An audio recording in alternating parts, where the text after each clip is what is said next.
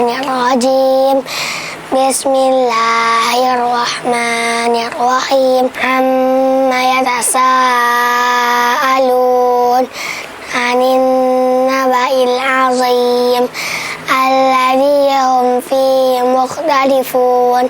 Kalla saya'lamun summa kalla saya'lamun. Shadaqallahul azim.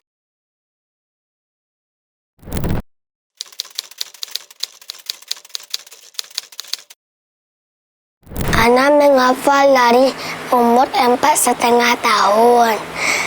Awalnya Ana bermula di tahfiz, habis itu lanjut ke tahfiz tabarok di Lubuk Minturun dari umur 4 tahun. Biar hidupnya lebih baik, bisa berkumpul bersama orang tua di akhirat, bisa kasih mahkota kepada orang tua.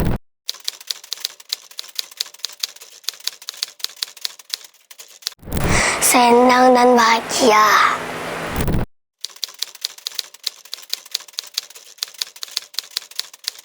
Malas, diganggu setan terus, tidur pagi-pagi, disuruh malas-malas sama setannya. Duduk diam-diam, ngaji terus, fokus. Jangan bergerak-gerak, fokus saja ke hafalan Al-Quran. Tidak ada gerakan lain.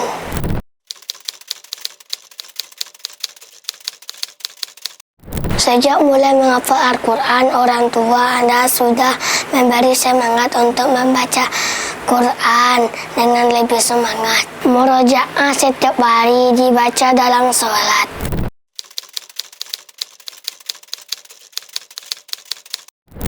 Ada. Seperti apa? Tidak malas-malas lagi lepas menghafal Quran. Ada tanggung jawab lepas, kalau nak menghafal tu ada tanggung jawab mana kalau nak menghafal tu.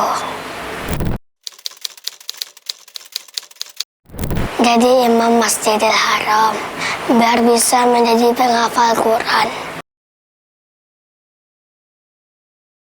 Allahu Akbar, Allahu Akbar. Asyhadu an la ilaha illallah. Asyhadu anna Muhammadar Rasulullah.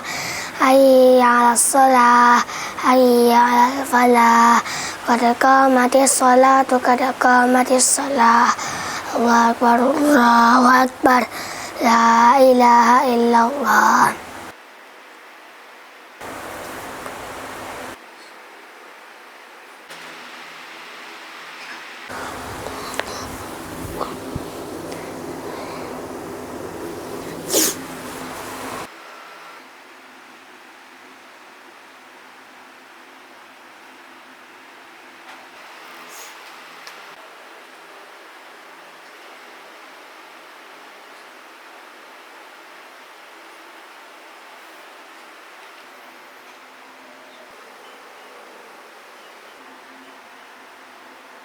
Assalamualaikum warahmatullahi wabarakatuh. Dunsana Info Sumbar. Perkenalkan, Ana Zainatul Hayati, orang tua dari Hasa Sultan Diaan.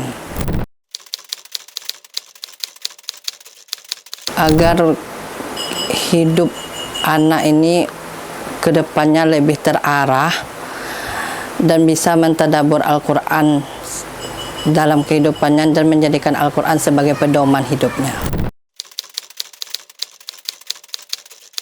Pertamanya waktu itu si kakak masih di TK. Jadi ada acara pada bulan Ramadan di RCTI namanya Hafiz Indonesia. Sebelumnya pernah juga terfikirkan bahwasanya pemikiran kita sebagai orang yang basicnya orang umum istilahnya, bahwa anak penghafal Quran itu berasal dari orang tua yang juga penghafal Quran. Tetapi setelah dilihat dari anak-anak yang ikut hafiz Al-Quran di RCTI, menjadi motivasi bagi kami untuk mengarahkan anak ini menjadi penghafal Quran.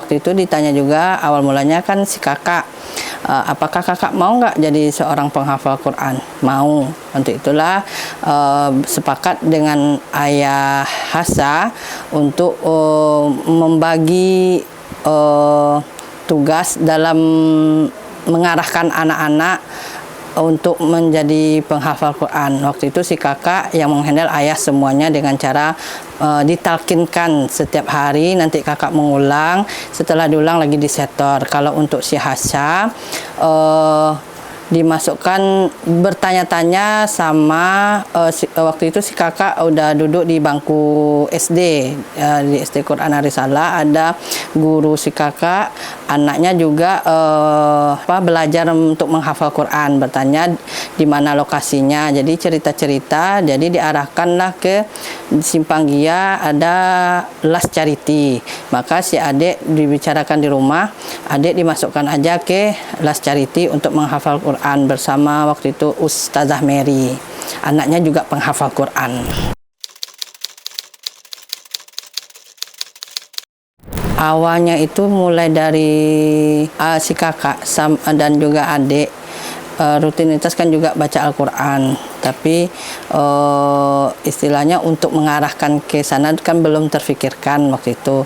Jadi perkenalan awalnya dengan memberikan anak-anak ini berupa kartu-kartu huruf hijaiyah, buku-buku untuk tentang cerita-cerita orang penghafal Quran, memasukkannya ke rumah tahfiz.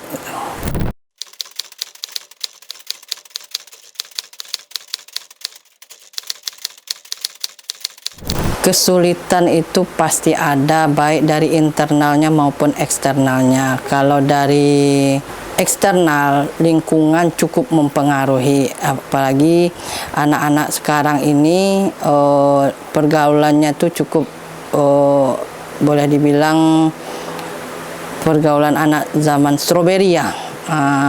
Jadi kalau dari internalnya itu tantangannya manajemen waktu dalam membagi tugas, kapan kita bisa menghadapi anak untuk memurojaah, kapan membagi waktu anak untuk belajar pelajaran di sekolah, kapan waktu untuk membagi kerjaan di rumah, mengerjakan pekerjaan di rumah. Ya, menghadapinya kalau untuk yang di luar itu dengan mengarahkan anak, memberi nasihat anak bahwasanya ada kalanya pergaulan atau kita dalam berteman itu ada yang mesti disaring, ada yang mesti dipilah-pilih. Kalau dalam internalnya itu gimana menemani zaman waktu sebaik-baiknya, mulai dari bangun tidur sampai tidur kembali. Jadi dipilah-pilah apa dulu yang harus dikerjakan, apa dulu yang harus diutamakan.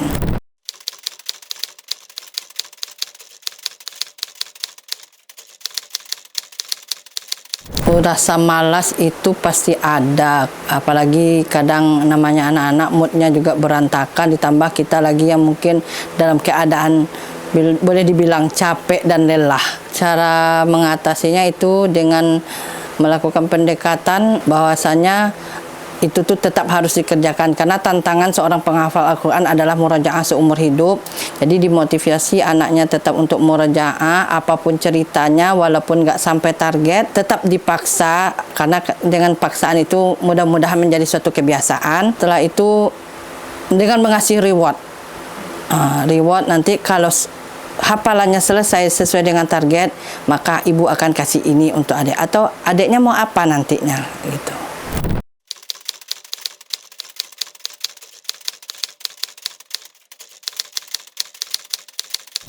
Khawatir tuh setiap hari khawatir, apalagi khawatir takut hafalan anak hilang.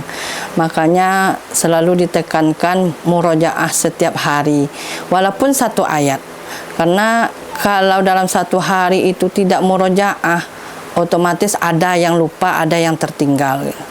Jadi itulah tadi untuk memotivasi anak tuh supaya apanya tuh dengan cara mengasih reward tadi, dengan mengasih semangat kembali, dengan berbagai upaya lah.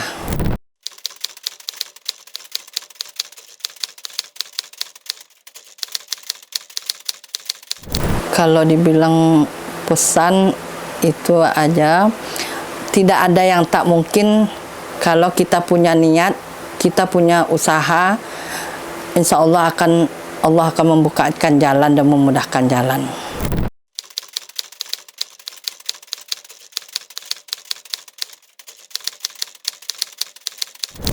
Yang harus diperhatikan, yang pertama kesiapan anak, yang kedua kesiapan kita dalam menerima dan menemani serta membimbing anak dalam memurojaah. Serta manajemen waktu, kapan anak itu harus murojaah, kapan anak itu harus setorannya.